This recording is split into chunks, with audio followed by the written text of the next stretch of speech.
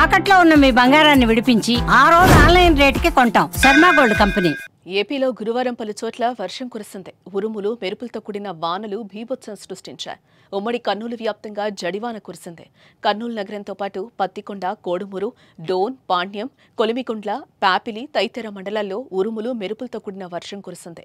మహానందిలో ఉదయం నుంచి వాతావరణం చల్లబడింది. దీంతో మహానంది క్షేత్రానికి దైవ దర్శనం కోసం వచ్చిన భక్తులు ఎండ వేడిమి నుంచి కాస్త ఉపశమనం పొందారు. గంటపాటు ఏకధాటిగా వర్షం కురవడంతో క్షేత్ర వీధులన్నీ జలమయమయ్యాయి.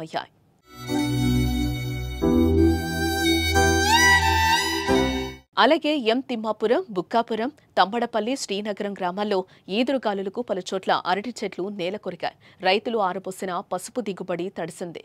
ఎమ్మిగనూరు మండలం కందనాతి గ్రామంలో చంద్రరెడ్డి పొలంలో ఓ బాలుడు పిడుగుపాటుకు గురై చనిపోయాడు. వర్షం రావడంతో పొలంలో ఉండే రైతులు చింత చెట్టు కిందకు వెళ్లగా అక్కడ పిడుగుపడింది. ఈ ఘటనలో బోయమారన్న కుమారుడు రవి అక్కడికక్కడే మృతి చెందాడు. నలుగురికి తీవ్ర గాయాలయ్యాయి. వారిని ఆసుపత్రికి తరలించి చికిత్స అందిస్తున్నారు.